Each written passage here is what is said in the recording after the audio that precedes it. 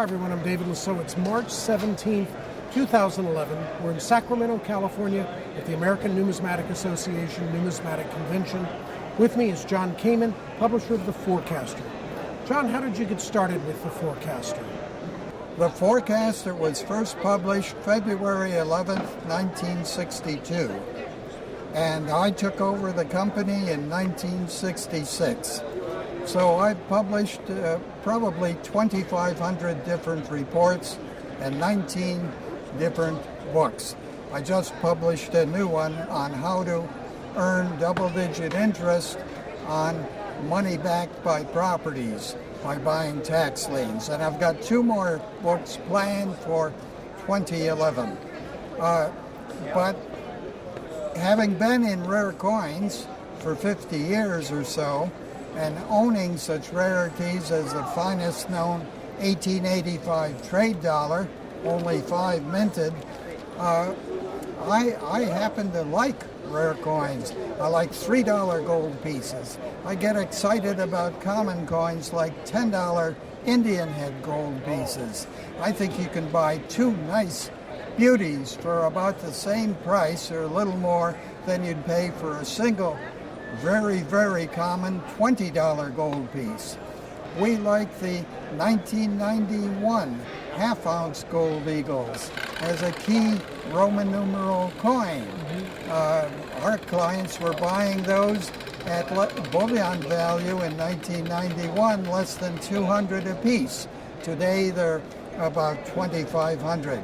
And the latest ultra-high relief gold coins that came out, we first began recommending that you buy those from the mint at $1,050. Today, on this very floor, they're double and triple that price in, 2 years, 3 years. So that's very good. Silver was in the teens 2 years ago. Now it's $36, $35 an ounce, and everybody thinks it's gone down. Well, it hasn't. It's gone up. And you can buy key coins today for only 10% to 20% more than the junk, worn 90% silver coins where they made hundreds of millions and in some cases even billions.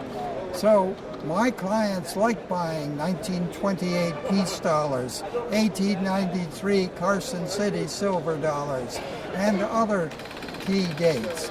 They like buying those 1880s S-Mint silver dollars for $30 or $40 each. They're wonderful. They're great strikes. I hope this gets more people enthusiastic about gold and silver coins, especially the big ones. Those are good.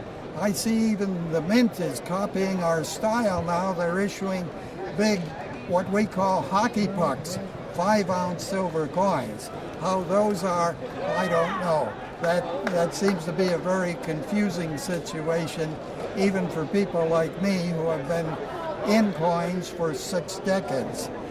Anyway, I have a lot of fun with coins, and I like hard money. I like gold money, silver money. I like tangible assets. I like antiques. I like muscle car convertibles.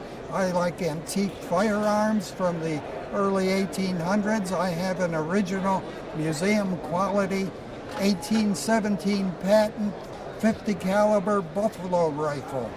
So there's a lot of fun things to do out there, and my motto is have fun with your money. You worked hard for it, you saved it. The government wants you to collect a little bit of taxable interest rate of 0.25% to 1% if you put it in the bank.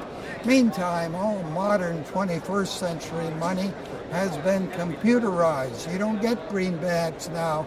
You go to make a $500 withdrawal at the bank, they'll give you a printout and a check. And then you have to deposit it back into another bank so that you can draw out some cash. And if you try to draw out greenback cash, and if it's 4 figures or more, wow, everybody gets excited. And anyway, the mint is now putting out a lot of interesting coins. They're charging collectors more than the dealers of yesteryear would ever think of marking up their coins, but people are buying them like crazy. I prefer to buy the older key and semi-key coins of the 20th century, and they're not all expensive. If you want to buy a key $half for $15 or $20, you can get a brilliant uncirculated 1955 $half. You can get a brilliant uncirculated 1970D Kennedy hat that people can't get for their collection unless they cannibalize a mint set from 1970. And you can buy those for a couple of $100 per roll of 20 pristine, brilliant uncirculated coins. So I'm still having a lot of fun with money, and I'm learning new things every day, and it's such a vigorous, enthusiastic, exciting hobby that I get excited.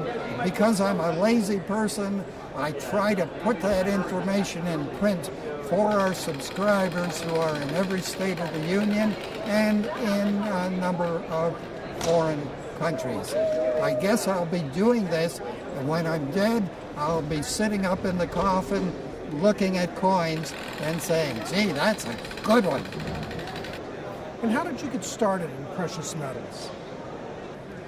I got started because when I studied economics at various universities, they kept telling me that the gold price was forever fixed at $35 an ounce, and silver was fixed at 91 cents an ounce. And I didn't agree. So I started writing to show why those prices could not last. And because I'm basically a lazy person, I worked twice as hard so I wouldn't have to do things over. I hate to do things over, so I'll work 15 hours a day so I can do them once and get them right the first time. Anyway, I got interested in silver dollars when nobody wanted them. They were all chasing Lincoln double die cents and 1960 small dates. I could hardly see the small dates and tell them from the large dates on the cents. I liked the big coins, the silver dollars. And at that time, you could buy silver dollars for $1.10 each. Your whole risk was 10 cents a coin for brilliant uncirculated, what we would call today mint state 65 silver dollars, dated back in the 19th century, and you could buy them from any of the mints. You could get them for face value at the banks if you were brave enough to ask a teller for silver dollars. They'd give you more than you could carry until you ran out of money. So there was little or no risk at that time.